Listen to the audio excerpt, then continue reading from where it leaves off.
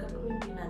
Sebelumnya, perkenalkan nama saya Farah Diva Artamira Ramadhani dan anggota yang lainnya Frida Angelina Putri, Nadia Putri Tesalonika, dan Rania Fatimatus Arifah. Yang pertama, peran motivasi dalam organisasi. Kepemimpinan memainkan peran penting dalam membangun anggota, memberikan motivasi, efisiensi kerja, dan kebutuhan anggota.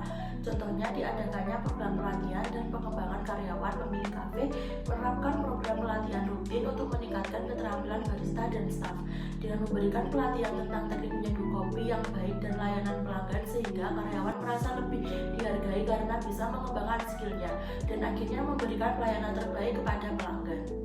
Yang kedua, peran motivasi kepemimpinan dalam manajemen. Manajemen adalah proses pertujuan untuk mencapai pengelolaan sumber daya secara efektif, memastikan bahwa semua anggota organisasi bekerja sama dalam mencapai target secara optimal. Contohnya, yang pertama, perencanaan atau planning. Contoh penetapan target penjualan. Manajer kafe mendapatkan target penjualan bulanan yang realistis dan dapat dicapai. Misalnya, meningkatkan penjualan sebesar 20% dibanding bulan sebelumnya. Strategi untuk mencapainya termasuk promosi menu baru dan diskon untuk pelanggan setia. Yang kedua, pengorganisasian atau organizing. Contoh, pembentukan tim kerja. Kafe ini membentuk beberapa tim berdasarkan fungsi seperti tim barista, tim layanan, pelanggan, dan tim kebersihan. Setiap tim memiliki pemimpin yang bertanggung jawab untuk memastikan bahwa tugas-tugas harian dilaksanakan dengan baik. Yang ketiga, pengarahan atau leading. Contoh gaya kepemimpinan partisipatif. Manajer menggunakan pendekatan partisipatif dengan melibatkan staf dalam pengambilan keputusan mengenai menu baru dan promosi. Ini tidak hanya meningkatkan rasa memiliki di antara karyawan, tetapi juga memotivasi mereka untuk berkontribusi ide-ide inovatif. Keempat, pengendalian atau controlling. Contoh, evaluasi kinerja bulanan. Kafe melakukan evaluasi kinerja setiap bulan untuk menilai pencapaian target penjualan dan kepuasan pelanggan. Jika target tidak tercapai, manajer akan menganalisis penyebab dan merumuskan langkah-langkah perbaikan, seperti pelatihan tambahan untuk staf atau perubahan dalam strategi pemasaran. Nah, dengan menerapkan keempat fungsi manajemen ini secara efektif, Lafayette Coffee & Eatery mampu menciptakan lingkungan kerja yang produktif dan meningkatkan kepuasan pelanggan. Selanjutnya, perspektif pengharapan mengenai motivasi. Di sini ada 4 teori, yaitu teori menurut Abraham Maslow, kemudian teori ERG, kemudian teori 2 faktor, dan yang terakhir teori 3 kebutuhan. Yang pertama, teori hierarki kebutuhan Abraham Maslow. Abraham Maslow menyatakan bahwa motivasi bersifat konstan, tak pernah berakhir, berfluktuasi, dan kompleks, serta merupakan karakteristik umum pada setiap organisme. Menurut Maslow, manusia memenuhi kebutuhan dasar terlebih dahulu sebelum memenuhi kebutuhan yang lebih tinggi. Dalam teori Abraham Maslow, kebutuhan motivasi dibagi menjadi 5 bagian. Yang pertama yaitu kebutuhan fisiologis yang merupakan kebutuhan dasar seperti makan, minum, pakaian, dan tempat tinggal untuk bertahan hidup. Contohnya, gaji yang memadai untuk memenuhi kebutuhan dasar seperti makanan dan tempat tinggal. Yang kedua yaitu kebutuhan keamanan yang mencakup rasa aman dari ancaman fisik, contohnya jaminan pekerjaan dan lingkungan kerja yang aman. Yang ketiga yaitu kebutuhan sosial, yaitu kebutuhan untuk mencintai dan dicintai, mendapat kasih sayang, dan rasa memiliki yang diperoleh melalui hubungan dengan orang lain. Contohnya, hubungan positif dengan rekan kerja dan atasan melalui kegiatan tim. Yang keempat yaitu kebutuhan penghargaan, terkait dengan keinginan dihargai dan diakui. Contohnya, pengakuan atas prestasi melalui program penghargaan atau bonus. Yang kelima yaitu kebutuhan aktualisasi diri, yaitu individu mengembangkan potensi diri dan kemampuan untuk menjadi versi terbaik dari dirinya. Contohnya, kesempatan untuk berkembang secara profesional melalui pelatihan dan tanggung jawab lebih besar. Teori yang kedua yaitu teori ERG. Clayton Paul Alderfer mengembangkan teori ERG yang menyederhanakan teori kebutuhan Maslow menjadi 3 kebutuhan utama. Yang pertama yaitu existence, yang merupakan kebutuhan fisiologis dan keamanan. Contohnya di Lafayette Coffee & Eatery, pemenuhan kebutuhan ini dapat dilihat dari gaji dan tunjangan. Karyawan menerima gaji yang cukup untuk memenuhi kebutuhan dasar mereka seperti makanan dan tempat tinggal. Kemudian lingkungan kerja yang aman. Kafe menyediakan lingkungan kerja yang bersih dan aman, serta peralatan yang memadai untuk memastikan keselamatan karyawan saat bekerja. Yang kedua yaitu relatedness, yang merupakan hubungan sosial. Contohnya di Lafayette Coffee & Eatery, hal ini tercermin dalam kerjasama tim. Karyawan sering bekerja dalam tim untuk menyajikan layanan kepada pelanggan, menciptakan suasana kerja yang kolaboratif, kemudian hubungan positif dengan pelanggan. Interaksi yang baik dengan pelanggan meningkatkan kepuasan kerja karyawan. Misalnya, barista yang berinteraksi ramah dengan pelanggan merasa lebih dihargai dan terhubung. Yang ketiga yaitu growth, yang merupakan pengembangan diri. Kebutuhan penghargaan berada di antara relatedness dan growth. Contohnya di Lafayette Coffee dan Eatery, penerapan kebutuhan ini meliputi pelatihan dan pengembangan. Cafe memberikan pelatihan kepada karyawan tentang teknik penyajian kopi dan manajemen waktu, memungkinkan mereka untuk mengembangkan keterampilan baru. Kesempatan untuk berinovasi. Karyawan didorong untuk memberikan ide-ide baru mengenai menu atau cara pelayanan, sehingga mereka merasa memiliki kontribusi dalam perkembangan kafe. Teori yang ketiga yaitu teori dua faktor. Teori ini menjelaskan bagaimana kepuasan kerja dan kesehatan mental karyawan dipengaruhi oleh motivasi mereka di tempat kerja. Yang pertama yaitu faktor motivator. Faktor yang mendorong individu untuk berprestasi dan bekerja lebih baik bersumber dari dalam diri atau bersifat intrinsik. Contohnya di Lafayette Coffee dan Eatery. Contoh faktor motivator meliputi pengakuan atas prestasi. Karyawan yang berhasil menyajikan kopi dengan kualitas tinggi atau memberikan layanan pelanggan yang luar biasa mendapatkan pujian dari manajer atau pelanggan. Kemudian, pengakuan ini meningkatkan rasa percaya diri dan motivasi mereka untuk terus berprestasi. Yang kedua yaitu faktor higienis.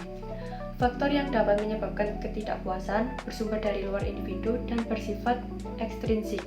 Contohnya di Lafayette Coffee dan Eatery. Contoh faktor higienis meliputi kondisi kerja. Kafe memastikan bahwa lingkungan kerja bersih, aman, dan nyaman. Jika kondisi ini tidak terpenuhi, karyawan mungkin merasa tidak puas meskipun mereka memiliki motivasi intrinsik. Kemudian gaji dan tunjangan. Karyawan menerima gaji yang sesuai dengan standar industri dan tunjangan kesehatan. Ketidakpuasan terhadap gaji atau tunjangan dapat mengurangi motivasi mereka meskipun ada faktor motivator lainnya.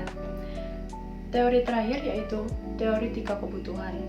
Teori ini menyatakan bahwa ada 3 kebutuhan yang mempengaruhi tindakan seseorang, yaitu kebutuhan akan pencapaian atau achievement, kebutuhan akan kekuasaan atau power, dan kebutuhan akan berhubungan atau affiliate. Contohnya di Lafayette Coffee dan Eatery, penerapan teori ini dapat terlihat sebagai berikut. Di kebutuhan akan pencapaian, karyawan memiliki ambisi untuk mencapai target penjualan untuk mendapatkan penghargaan karyawan terbaik bulan ini, akan termotivasi untuk bekerja lebih keras dan meningkatkan keterampilan mereka. Kemudian di kebutuhan akan kekuasaan, beberapa karyawan mungkin termotivasi untuk mengambil peran kepemimpinan atau menjadi mentor bagi rekan-rekan mereka. Misalnya, seorang barista senior yang ingin membimbing barista baru dalam teknik penyajian kopi. Kemudian, kebutuhan akan berhubungan. Karyawan di Lafayette Coffee dan Eatery cenderung membangun hubungan positif dengan rekan kerja dan pelanggan. Lingkungan kerja yang mendukung interaksi sosial dapat meningkatkan kepuasan kerja dan motivasi mereka. Motivasi seseorang dalam berperilaku dan bekerja sangat tergantung pada berbagai pilihan penghargaan yang akan diperoleh berdasarkan tingkatan perilaku dan pekerjaan yang dilakukan oleh seseorang. Contohnya, menetapkan target penjualan. Manajer kafe menjelaskan kepada karyawan jika mereka berhasil mencapai target penjualan tertentu selama bulan tertentu, maka mereka akan mendapatkan berlibur bersama sebagai penghargaan atas pencapaiannya. Hubungan motivasi dengan kepemimpinan. Keberhasilan seorang pemimpin dalam menggerakkan orang lain dalam mencapai tujuan yang telah ditetapkan sangat bergantung kepada kewibawaan dalam menciptakan motivasi dalam diri orang yang di bawahnya. Namun, saat melakukan tugas dalam organisasi, terkadang ada kemungkinan bahwa tanggung jawab yang diberikan oleh seorang pemimpin kepada bawahannya itu melimpah. Pengaruh kepemimpinan terhadap motivasi. Gaya kepemimpinan yang efektif meningkatkan motivasi karyawan sehingga dapat meningkatkan motivasi karyawan untuk mencapai tujuan organisasi. Contoh, gaya kepemimpinan yang diterapkan di Lafayette Coffee berperan penting terhadap meningkatkan motivasi karyawan, yaitu yaitu dengan pemimpin menggunakan pendekatan demokratis.